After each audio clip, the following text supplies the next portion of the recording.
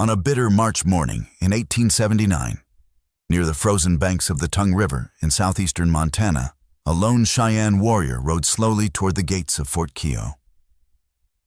His name was Little Wolf.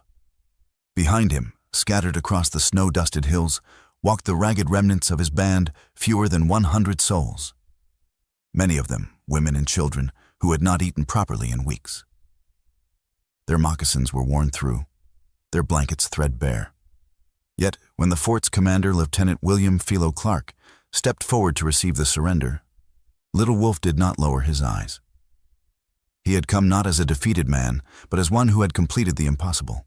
How had a war leader renowned for restraint, a sweet medicine chief who had spent decades trying to avoid war, managed to lead his people 1,500 miles through hostile territory, evading or outfighting 3 successive cordons of United States cavalry, only to surrender on his own terms, within sight of the homeland from which they had been forcibly removed? This is the story of Little Wolf.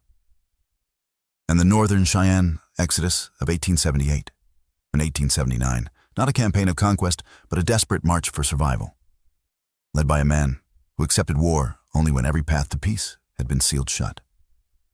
To understand the magnitude of what Little Wolf achieved, one must first grasp what had already been taken. In the high plains of the Northern Rockies, the Tsitsistas, the people the whites called Northern Cheyenne, had lived for generations along the valleys of the Powder Tongue, Rosebud, and Bighorn rivers. Little Wolf was born there around 1820 in the heart of that country. By the time he reached manhood, he had already proven himself in battle and council, eventually rising to become one of the 4 old man chiefs who carried the sacred covenant bundle of sweet medicine, the culture hero who had given the Cheyenne their laws centuries earlier. His authority was not merely military. It was spiritual and moral. The Bowstring Society, one of the elite warrior fraternities, acknowledged him as a leader of uncommon tactical skill. Yet those who knew him best remembered something else. Little Wolf hated unnecessary war. He believed the survival of the people mattered more than individual glory. That belief was tested during Red Cloud's War of 1866-1868. When the United States attempted to force open the Bozeman Trail through the last great buffalo hunting grounds of the Lakota, and Cheyenne Little Wolf rode with the Allied forces that humiliated the Army at the Fetterman Fight and in 100 smaller ambushes. He was present when Red Cloud finally compelled the government to abandon the trail forts and signed the Fort Laramie Treaty of 1868. Little Wolf himself placed his mark on that document, accepting peace in exchange for guarantees that the Powder River country would remain unceded Indian territory. For a brief moment, it seemed possible that the Cheyenne could live alongside the newcomers without being devoured by them. The peace lasted less than a decade. The discovery of gold in the Black Hills land, explicitly protected by the 1868 treaty, brought a flood of miners and the collapse of every promise. When the northern bands refused to sell the Black Hills, the Army launched the Great Sioux War of 1876-1877. In November 1876, Colonel Ranald Mackenzie struck the winter village of Dull Knife and Little Wolf in the Bighorn Mountains. The soldiers burned every lodge, every robe, every reserve of food. Women and children died of exposure that night. With their herds scattered and their possessions destroyed, the 2 chiefs led their starving people to the Red Cloud Agency in the spring of 1877 and surrendered. There they were told a new future awaited. If they would relocate temporarily to the Indian Territory, present-day Oklahoma, and try reservation life among their southern Cheyenne kin, they could return north if the arrangement proved unsuitable. Little Wolf and Dull Knife trusted the promise because it came from officers they had fought and respected. In May 1877, more than 900 Northern Cheyenne were loaded onto trains and steamboats and shipped south. The Indian Territory was a death sentence, wearing the mask of benevolence. The climate was humid and fever-ridden. The soil would not grow the crops the agents demanded. The game had long since been hunted out. Government rations arrived late, spoiled, or not at all. Malaria and dysentery swept through the camps. By the winter of 1877-1878, at least 41, Northern Cheyenne had died, and dozens more hovered near death. Little Wolf and Dull Knife sent delegation after delegation to the agent John D. Miles begging permission to go home. Each request was denied. The promise of return had been a lie. On the night of the 9th of September, 1878, the Council of Chiefs reached the only decision left to them. Approximately 297 people, 89 of them fighting men, slipped away from the Darlington Agency under cover of darkness. They carried what few rifles they possessed, a handful of ponies, and the knowledge that the entire United States Army would soon be hunting them. What followed was one of the most extraordinary journeys in American history. For 6 weeks, the Cheyenne moved north at a relentless pace, averaging 30 to 50 miles a day.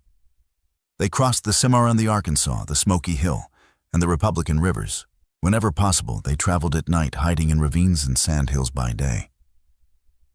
When cavalry columns closed in, the warriors used the terrain masterfully, drawing pursuers into ambushes on broken ground, stampeding army horses, striking and vanishing before reinforcements could arrive.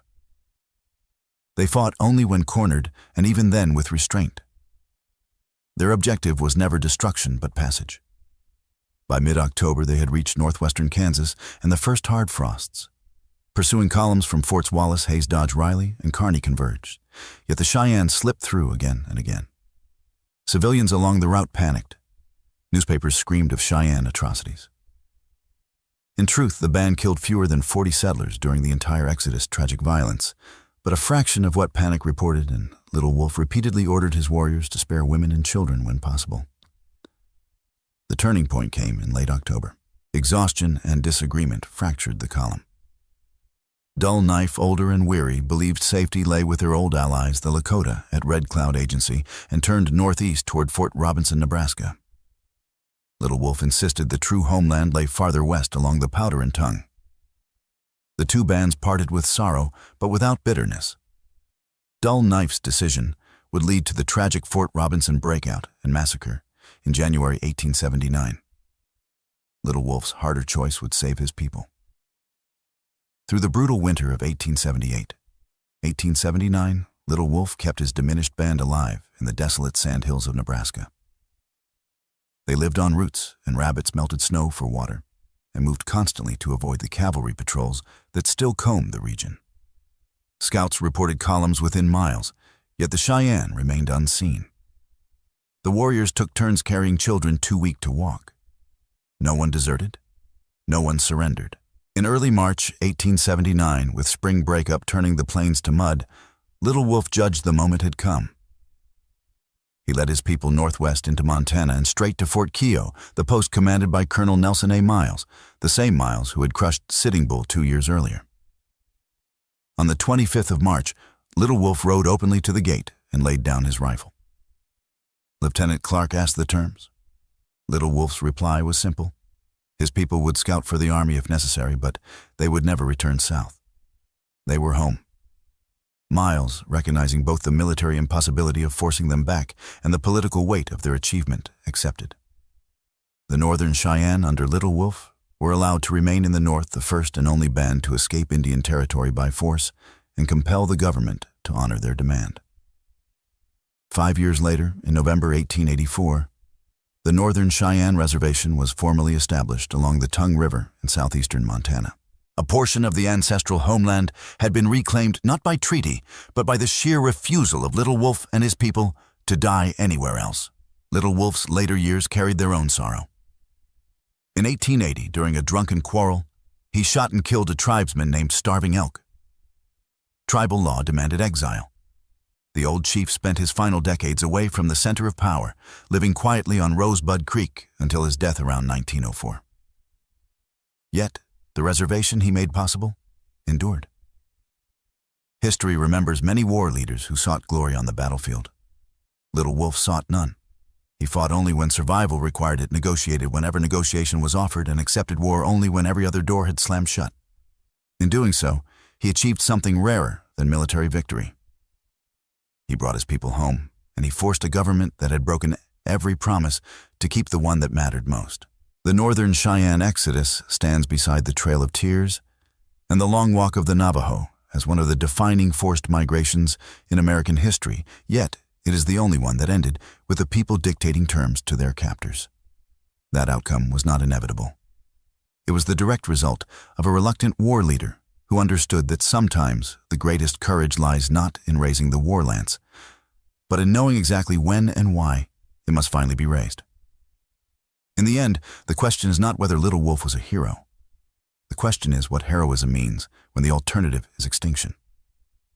When laws made in distant capitals collide with the moral imperative to survive on the land of one's ancestors, which obligation weighs more? Little Wolf answered with his life and with the lives he saved. The Northern Cheyenne still live on the Tongue River because he refused to let them die anywhere else. That is victory enough.